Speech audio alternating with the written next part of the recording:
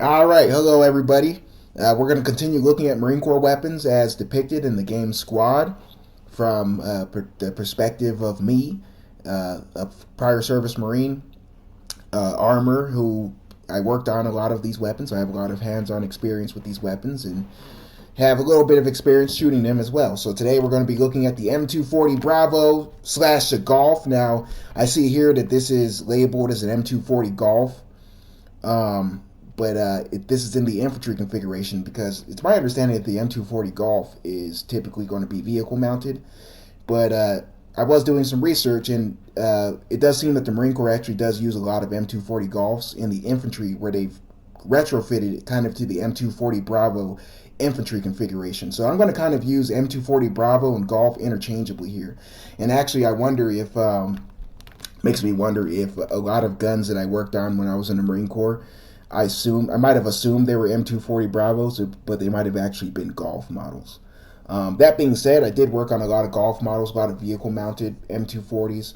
I would say actually most of the work I did on M240s in the Marine Corps would have been vehicle mounted, like on LAVs and on AAVs, and they would have been solenoid fired in a vehicle configuration. And I'll kind of touch on that a little bit later. So this right here, this is a typical Marine Corps configuration for the M240 Bravo slash Golf, the infantry M240. So here you have, it's the M240 right here with the MGO. And of course, you have a rail up front for enablers like the PEC right here. So we have the PEC 16 up front right here, and the Trigicon MGO right here. So now, of course, MGO, we'll go over the optic real quick. So, of course, the Trigicon ACOG series, you have the RCO, which is the rifle combat optic. That's for your rifles, for your M4 and M16. You have the SDO, the squad day optic, and that's for your squad level machine gun, like your M249 SAW and later the M27. So the MGO stands for the machine gun optic, and this is for your medium machine guns, uh, particularly the M240. In fact, I believe this optic is specifically meant for the M240.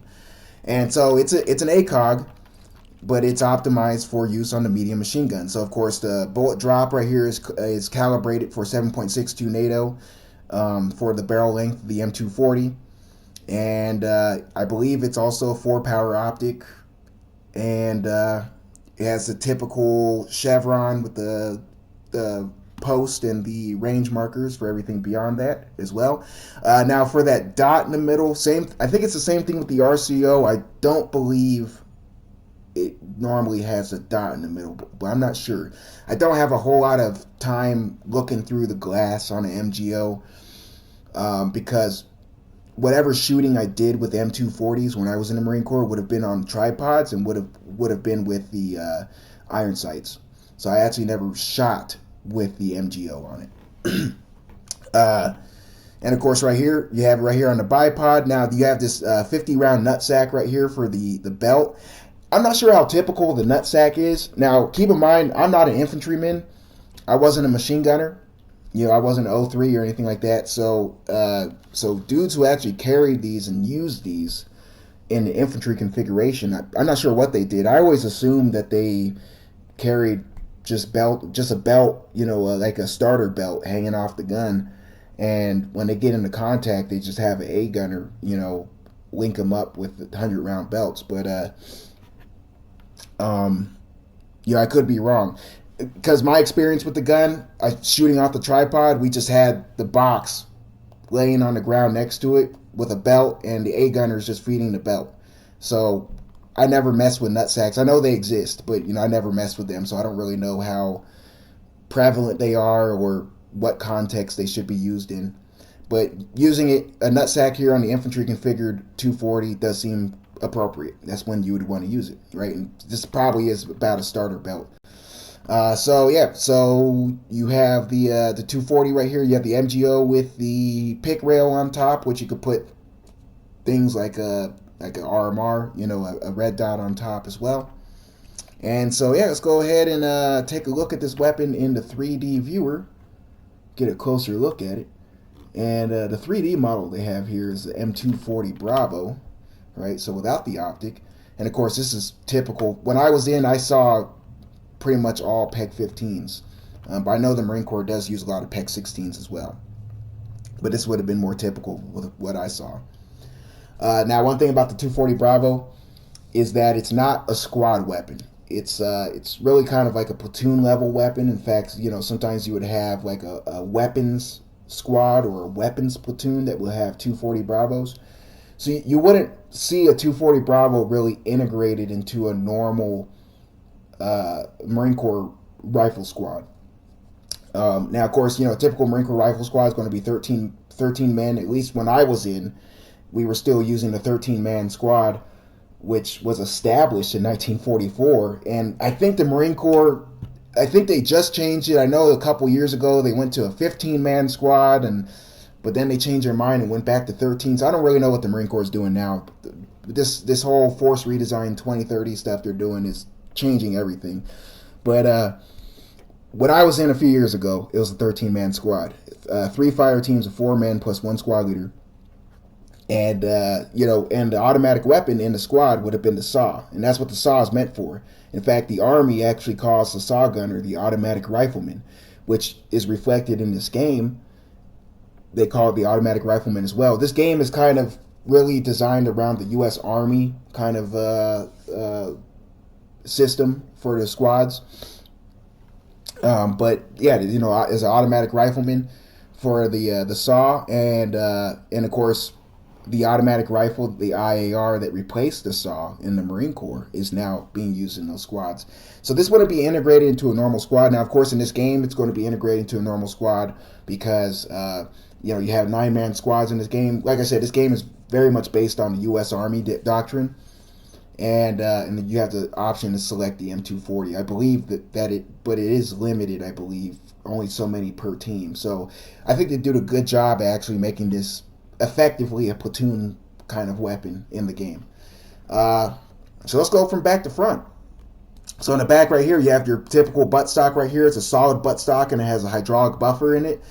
And the hydraulic buffer is kind of allows for the bolt carrier to come back, and it gets attenuated at the rear with that hydraulic buffer.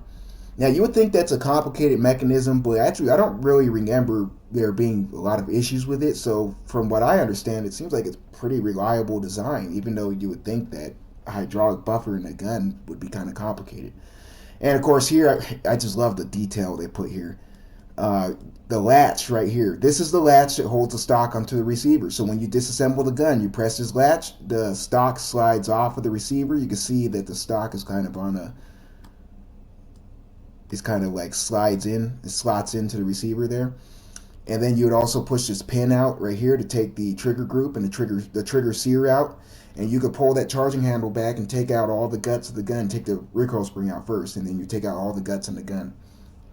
Now, I'm a huge fan. The M240 is one of my favorite guns of all time because I'm a big gun nerd. I'm a gun history nerd, and with the M240, you can see a lot of really interesting lineage in it. So kind of going into history of the 240, the M240 is the U.S. military's designation of the FN Mag 58. So the FN Mag 58 is made by Fabrique Nationale in Belgium. It's a Belgian design made in the 1950s to be a medium machine gun chambered in 7.62 NATO.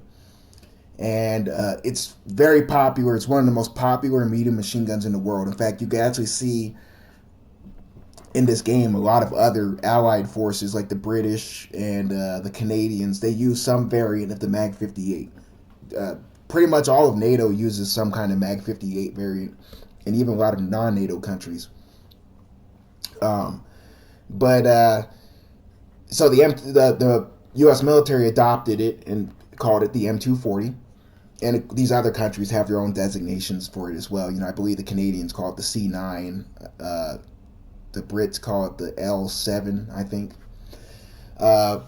But it's really interesting because the way the gun is designed, you can see a lot of John Moses Browning's lineage in here. It's very typical for a lot of Browning designs.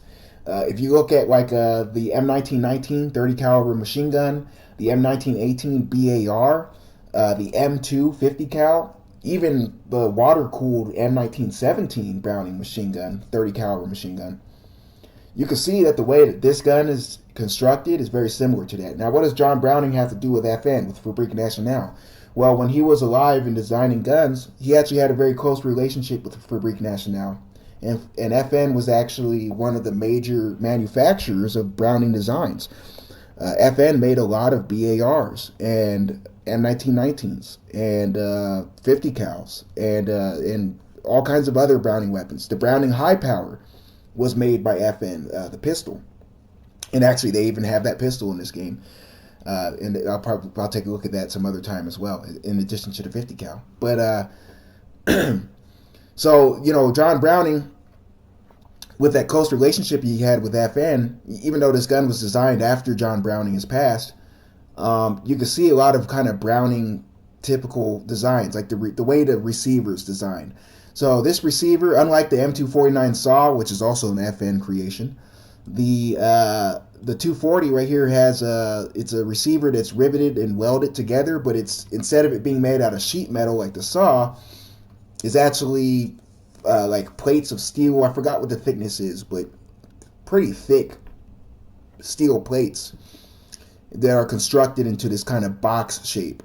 And this is a very typical Browning design. If you look at the M1919 30 cal, the M250 cal, to a lesser extent the BAR. The BAR is just it's a milled piece, it's a milled receiver. But this kind of like riveted together boxy receiver is a very typical Browning design. Even with the bolt, and of course, in this game, this isn't a gun simulator, so you're not going to see the inside of the bolt. But the way that the bolt locks into the, it's not a rotating bolt like what's typical nowadays. It's gonna be a tilting bolt that uses like a kind of like a toggle lock. That's very reminiscent of the M1918 BAR bolt. So I really enjoyed working on this gun, taking it apart, seeing all these parts, and just have it reminds me of a lot of these historic Browning designs, and you could really just see the lineage in this gun. So that was my greatest joy working. I enjoyed working on this gun more than pretty much any other gun, really, because of that. Now, of course, it's a typical open bolt machine gun, so the trigger right here is also a sear that and the bolt locks back on the sear. It's a long stroke piston, so you have a piston that goes through right here, the gas tube. It's going to be the gas regulator up here with the knob that allows you to open or close the gas setting depending on how dirty the gun is. As you shoot the gun and it gets dirtier, you're going to want to open up that gas setting so the gun will run more reliably, right? Right here you have a very hefty bipod right here. Like I was saying earlier with the M27 IAR, how the Marine Corps adopted it and then they purchased those Harris bipods. Harris bipod is meant for sniper rifles, not for machine guns. So guys were breaking those bipods because when you're using a machine gun, you want to throw this thing into the dirt. This is a machine gun bipod right here. This is a proper bipod. Top cover, a railed top cover right here, a feed tray top cover that allows you to put the optic on here. Now, of course, putting optic on the top cover isn't ideal. It doesn't retain perfect zero. When you open up the top cover to reload the gun and you close it again, your optic's not going to retain zero. But it's good enough, but it's not ideal. But I mean, that's just how most machine guns are nowadays. Right here, another kind of Browning thing. This is kind of, in my opinion, a kind of Browning typical sight. This kind of sliding, this graduated sight here with the aperture in the back. It reminds me a lot of kind of like the BAR M1919 sight and all of that. You have the carrying handle right here, which is also the lever that you use to unlock the barrel. Now, of course, any good machine gun is going to have a quick change barrel. So to change the barrel on this, you're going to press this button here on the side, which is going to unlock this latch for the barrel collar, and you're going to unlock it by twisting the handle, and you're going to slide the barrel out, and then you're going to put in a new barrel with that. So it's that way you could keep cool barrels on the gun to prevent it from overheating. Right here you have the rail up front, all the modern 240s. The original 240 and the Mag 58 doesn't have anything past this, right? There's really no place to hold the gun because it's really not meant to be fired except from the bipod or on a tripod, right? But they went ahead and put this rail on it. Now, this rail is mostly meant to put enablers on it, like this lamb right here, the PEC 15. But one thing I actually saw a lot of guys do, guys who actually carry this thing around, is they'll actually oftentimes they'll put like a vertical grip here on the side, on the left side of the gun, if you're right-handed. And they would hold it like if like in the video games, how they hold like a Sten gun with the magazine sticking out the side, and you hold it by the magazine, right? So you would hold the grip just like that, and that's actually an ideal way to shoot it when you're shooting it when you're not using the bipod, when you're shooting it from the hip or whatever, because there really is no good place to hold this gun. I mean, I guess you could hold it here, but yeah, or hold it by the bipod. Typically, you're not going to be running around with the bipod folded up like this. From what I've seen, you're pretty much always going to have the bipod just unfolded, and you'd probably just hold it by the bipod. But yeah, a lot of guys, they would get a grip, and they would hold it by a grip right there. Not everybody does it. It seems like it's more of a personal preference thing. You have the ejection port down here with dust cover, and it's a spring-loaded dust cover. It's not too much unlike that on the M16. You could clip it in, and then when you shoot it, it pops open and stays open like that. Brass ejects from the bottom. Typical for a Browning design. Typical for any machine gun, really. A lot of machine guns eject out the bottom, but this is a very typical Browning design as well. This right here is actually the pintle mount, where it mounts on the tripod. And actually, the tripod that the 50 cal, the M240 cal is on, and the Mark 19, that's the same tripod. It's the M2 tripod. You could put this, a 50 cal, a Mark 19, any of those, and even a saw on the tripod. And this right here is where the T&E, the traverse and elevation mechanism, would go when you have it on a tripod. But yeah, pretty much it's a 240 Bravo. You have the barrel right here, nice thick barrel. Part of the thickness of this barrel is because it's 7.62, so it's a bigger bore diameter, so a bigger barrel. But also, hey, it's a medium machine gun. It's meant for sustained fire, so this barrel is going to be made out of very thick steel, so that way it doesn't overheat as quickly. So this barrel could soak up a lot of heat. So yeah, the 240 is a really good gun. Now, one thing is, in the vehicle configuration, there's actually a hole, and it's possible it doesn't exist on the Bravo model, but there's a hole, maybe on the vehicle mounted versions like the Golf or whatever, on the side of the receiver, and you would mount a solenoid on it, an electric solenoid, and that's how it's fired, like in the Coax and the LAV or the Abrams, the tank, which the Marine Corps still had tanks when I was in, or the AAV as well, right? And of course, when it's in a vehicle, it's not going to have the butt stock on here. It's going to have a hydraulic buffer. It's going to have like a little stunted kind of hydraulic buffer. Basically, the hydraulic buffer, as it is in the stock, it's just going to have that hydraulic buffer without the stock around it, pretty much, right? And it's not going to have the trigger either. It's going to have the solenoid instead. Of course, there's also a vehicle-mounted 240 where it's like on a turret where it has the butterfly grips, and that's also in this game too. Actually, some of the MRAPs and Humvees have this. They have the 240, the vehicle-mounted 240 with the spade grips. So there's a lot of options for the 240. It's basically just like a universal machine gun, kind of like what the Germans did, with the first universal machine gun with the MG34.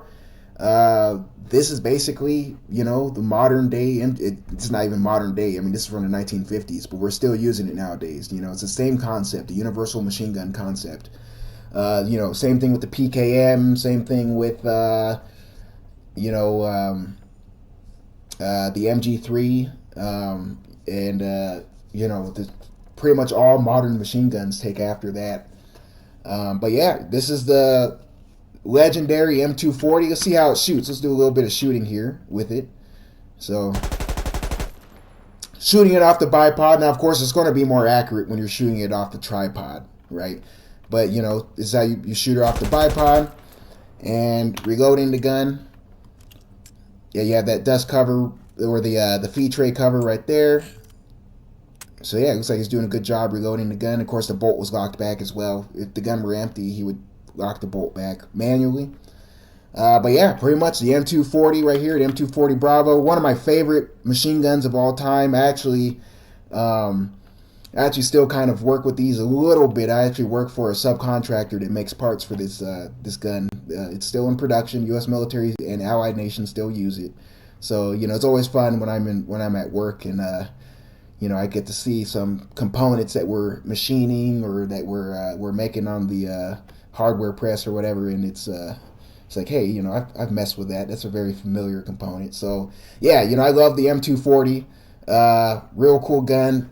Guys who use these guns, they seem to like them too. I've never really heard anything bad about the M240 besides the fact that it's just so damn heavy. But it is a medium machine gun, and you really need to think of it as a crew served machine gun. Even in the infantry configuration, you're going to have an A gunner assisting you, and of course, it's kind of hard to implement in a video game. But yeah, it's you have the gunner that's carrying it around and shooting it, but it really is kind of a team effort to carry the ammo, the spare barrels, the tripod for it. A lot of times you'd carry the tripod for it, and you would slap that tripod down. And you mount this on a tripod. If you're like in a weapons squad or a weapons platoon, you're going to have the tripod for it, and it's worth it to set up that tripod and use it on the tripod because you could really use it out to super long range when it's on the tripod. But yeah, pretty much right here, the M240, as depicted in Squad.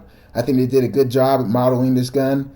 Um, uh, I'm a huge fan of the 240, and I mean, you could just see the exquisite detail on this too. I mean, it's almost like a gun simulator, actually. How much detail they put on it. So, yeah, I think they did a really good job at depicting it. So, I'll see you next time.